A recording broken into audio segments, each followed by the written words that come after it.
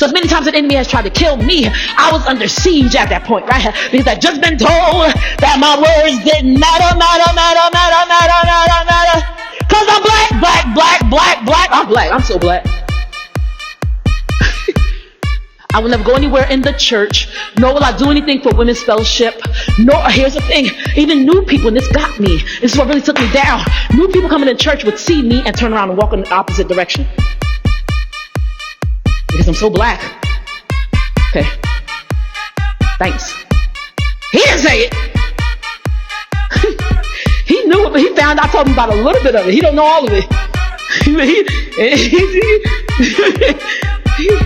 I can't. I feel sorry for the person. If I tell him I feel sorry for the person, because I be trying to run and get away. He don't play. My pastor don't play. So I'm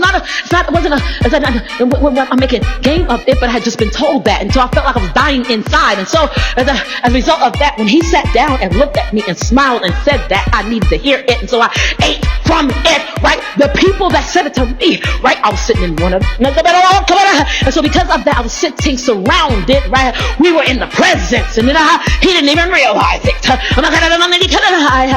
God, glory! He didn't even realize we were sitting in the presence. What happens when I have somebody? I gotta ask you for help. But in order for you to help me, I gotta sit you in the presence where I'm sitting. I gotta sit you in the attendance where I'm attending. I gotta sit you, and this ain't no word, in the servants where I'm servicing. I gotta sit you in the presence of enemies that I have developed.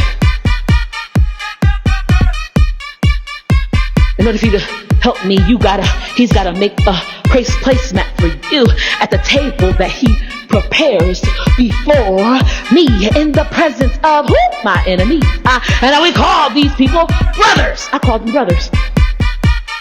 The closer I get to you, the more of an enemy you become in my life.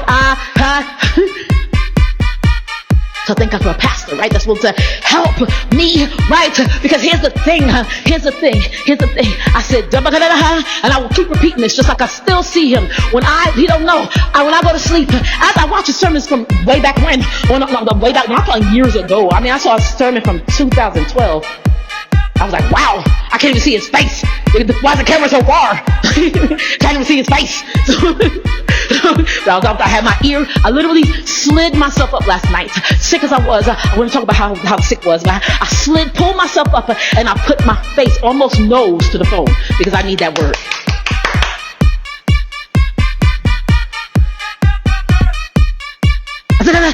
I need you, right? Thank God that he sent somebody, because I need you to sit at the table, prepared before me, in the presence of the people that I thought were friends, but now I call and see them as enemies. Hallelujah.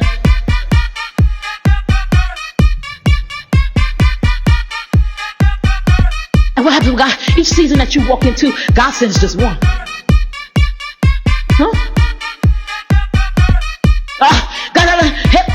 Help me, God, because Saul at least had people saying, we are your servants. And then after Samuel did that, I would have fell on my face, because from verse 13 of chapter 16 to 17, verse 1, you don't understand. There's only one statement that sits between these two statements, right? You got people walking into the presence of God and staying there, and people walking out of the presence of God and staying there. God was saying right now in my spirit, he's saying, don't worry about walking into and out of my presence like that, or me putting you out of it, is he saying. What he's saying is, if you end up walking out of it or being rejected by it, you already knew it, because you chose it. You walked out of the presence. David did not, God showed me, David did not walk into the presence of God. He did. Right here called anointing. I was already anointed. You just gave me oil to prove it. Remember this oil in the cruise? I can't make no real cake with no imaginary oil. And I want to be anointed. I need proof that I got oil. I mean, the proof is, right, I can't make no cake unless you got oil. I don't care how much faith you got. If you want to make a cake, you need some real oil and not that crystal. I need some heavy oil. I need oil that I didn't get on no cruise. I don't need no cruise oil. I need crude. oil. I need crude oil. Something that's crude. Rude and crude. I need crude oil. I don't need crude oil. I need crude oil. Hurry up. Do it right. I need crude oil. Just like that. Hard oil. Like that. Right in your face. The proof that I can make the cake is that I have the flour, the oil, and all those ingredients sit before me. My faith cannot see me right from the flour standpoint to the cake standpoint. I can't. Okay, but we ain't got no oil. But hip come in Honda. Some people are so spiritual cannibals that they pick up these dumb things. Okay, but we can believe God for the oil. Did you believe God for the Stop and Shop visit too? Because God ain't going to Stop and Shop for you. Let's just be honest. Faith applies to spiritual things, not physical, right? So apply your faith correctly and you will see the dividends come from it, right? Quickly, I apply my faith to everything. I just slather it over everything, slather it like butter, right? Just like that, right? Because I'm cool. Okay, God, I don't know what to do, because I had people tell me that I was full of the devil, that super spiritual, knew too much word, talked about the word too much, talked about the Bible too much, and I had all of that nonsense spoken over me and to me. So I say, okay, I'm going to take my faith like oil and spread it over everything, and God, you just show me what to do with it, because people got mouths, but they can't speak Matthew 17:20 over their lives. I don't want what I see in your life, but you got your lips wrapped around my situation, covering it with the stench of gossip.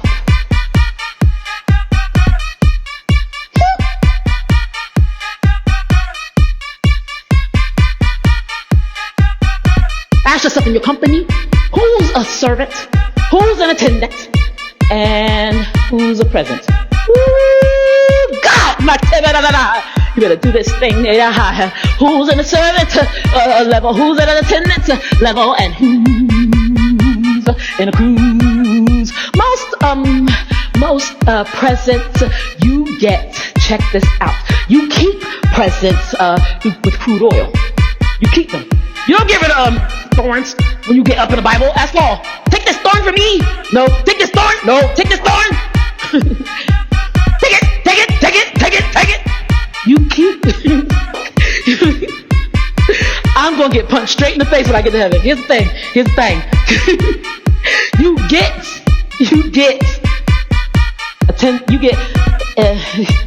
get presents in the cruise, but you keep them in the cruise.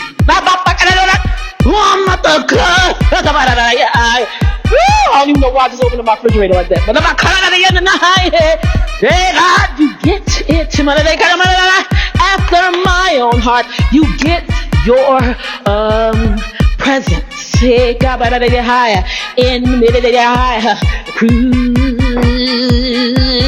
So you don't want to get rid of your oil in a cruise. Remember that from like 2 years ago? You get your oil in a cruise. You want to keep your oil in the cruise just like that. You get your presents, right? And you'll think, because your presents, right, are the people that sit in present, right, in present, while God prepares the table before you. The Psalm 23 presents, enemies, those are your presents. I said your thorns, do not toss them away. Do not throw them away, Paul, so easily, right? Because you get your thorns. Those people that bug you, right? They keep you right. They keep you walking on the way, not falling on the wayside. Hallelujah. I don't want to be on the wayside, the side of the wayside. Mark chapter 4, check it. If you are on the side of the wayside right now, drop me, turn me off, and start praying and crying out to God, because the side of the way for the Laodiceans, and God don't like that, right? I would rather you be, he said, I worked, W-E-R-T, that you were hot or cold, because if you're lukewarm, I spew you out of my mouth. I spew you out of my mouth. And the only reference I can find biblically to spew, right, was Jonah when the whale spewed him onto the land, right? Everything that the whale had eaten is my contention. Some of it, right, pieces of it, fragments of it came up with Jonah. So you're going to get a spewing. A spew stinks. Do you like to smell your vomit?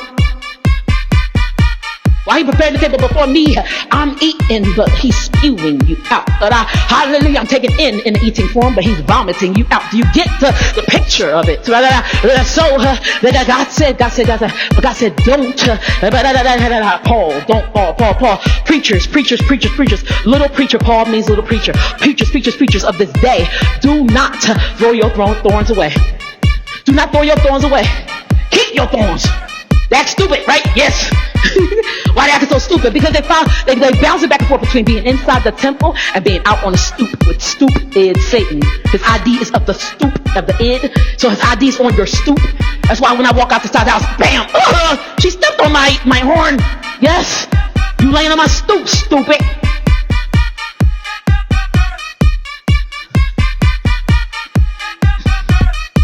So they bounce back and forth, double-minded. They bounce back and forth between wanting to be out and partying, right? So they want to be outside, sitting on the steps, right? We sit on the steps. Turn on your lights, baby. One would do one word and the other one would do it. I didn't like it too much, but my sisters made me do it, so I did it.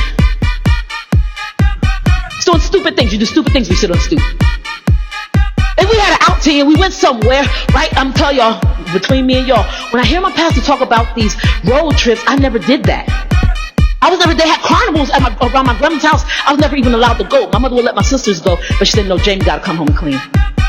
So it was just me that wasn't allowed to go. She didn't want me to enjoy it. My grandma said, I'll pay for it, I'll do anything. She would not let me go. I was not allowed to take road trips. So when we say road trip, I'm just like, my stomach starts boiling. I'm not angry. I'm like, I want to go too. I want to go. Every time I hear about somebody going somewhere, I'm like, my stomach screams, I want to go. Right? I'm caught. I want to be inside the temple, but outside the house. I'm caught. I'm a temple that lives inside of the temple, right? Once because I dedicate this temple to God. Once I leave this temple, I go straight to church, right? So temple goes back and forth from temple to temple to temple to temple, but I want to take a road trip too. I want to see what it's like. I mean, then at one point he was talking about it, and the way he talked about it, he said he saw Mount Rushmore. Was it Mount Rushmore with the faces? He said his kids called the rock with the faces. I want to rock with faces, or face with a rock, or not face full of rocks. I don't want nobody to throw no rock at my face. No, but I want something like that. Oh, God, give me a face of rocks. I want to see it. I keep saying I want to see Niagara Falls, because I can leave the country without actually saying I left the country. I wanna. Some of us find ourselves stuck on the steps.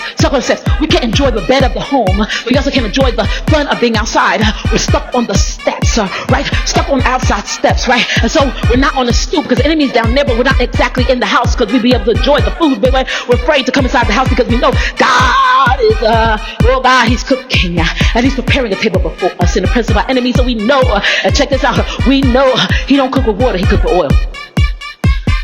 He cooked with crude oil, right? God said, every thorn you got, oil it, keep it. He said, because God already finished it. What you don't understand, Jamie, he said, once I laid down last night, I started to tell a story about an hour or so into this thing. Everybody knows this thing is 2 hours long. All my blogs are 2 hours long, guys, so if you get confused, I bounce back and forth sometimes, but generally, there's like 7 blogs on YouTube that come out of one of these things. But here's the thing. As I laid down last night, I was talking to my pastor while watching him on YouTube and listening to his message, right? And so, which is kind of weird because he's talking to me, but he's not. It's like I'm talking to the same different person, right? So it's kind of creepy and fun at the same time. He's not creepy, but I was being creepy, you know? But as I laid down, God said it to me. He said, Jamie Cabrera, he said, your word is formulated. He said, because these situations have been formulated and laid before you, right? And so you're walking through them. And whether you choose to call it wilderness or blessed, it's still the same situation, right? So I'm walking through the situation. My naming of it is what determines how I will come out of it, right? Do I use this as a wilderness or do I use it as a bless, right? Because if I come out of it and it's a wilderness, right? I'm telling you, I'm going to come out jacked up. I'm going to come out hungry because I ain't eating. I want to be eating no thorns and thistles. That ain't for me, right? But if I call it a bless, I'm gonna be walking around like, child, what's up? I'm gonna be doing my model walk down the runway, right? Coming out of it with a smile on my face. At the end of the day, the table is still set. I have a long hallway between my living room and my kitchen. And at the end of the day, my hallway, right, that I'm walking down this runway, whether I choose to call it blessed or wilderness, at the end of that hallway, the kitchen is still there. The kitchen, just like the hallway, the situation is still there. And the table is still going to be set, right? He still prepares. He's still cooking.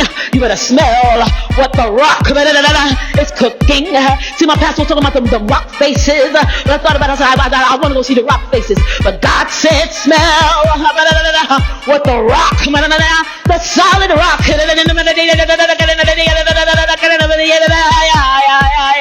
The chief cornerstone is cooking. You better smell what he's cooking, right? Because he's standing over the stove. And at the end of the day, you won't want some food to eat. When you come out blessed or wilderness, you want some food to eat.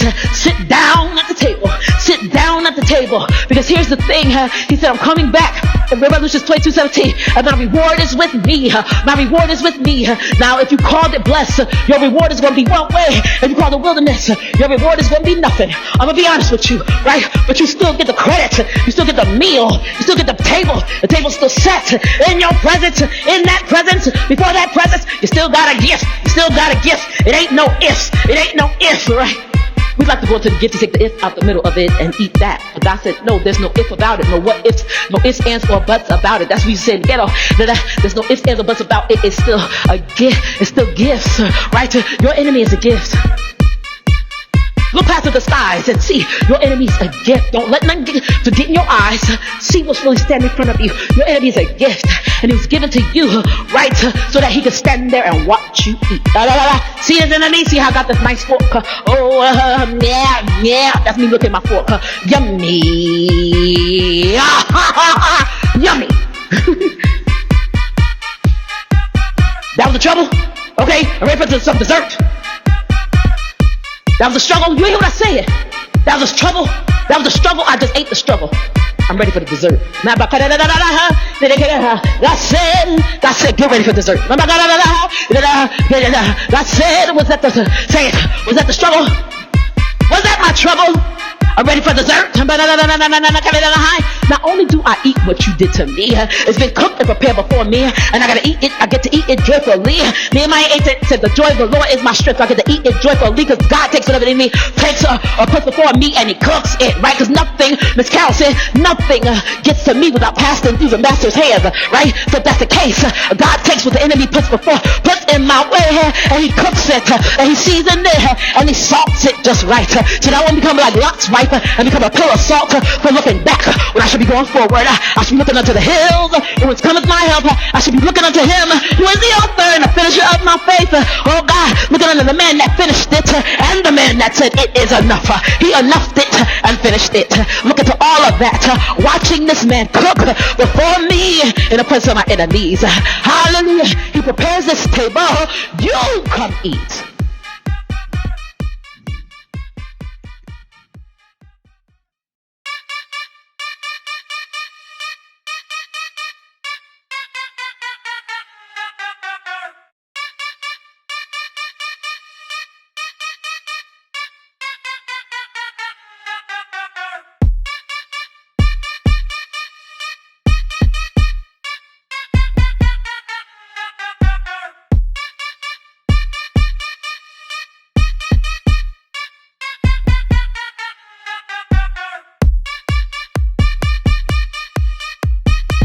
So as many times the enemy has tried to kill me, I was under siege at that point, right? Because I'd just been told that my words didn't matter. Cause I'm black. I'm black. I'm so black. I will never go anywhere in the church, nor will I do anything for women's fellowship. Nor, here's the thing, even new people, and this got me. This is what really took me down. New people coming to church would see me and turn around and walk in the opposite direction. Because I'm so black. Okay. Thanks. He didn't say it.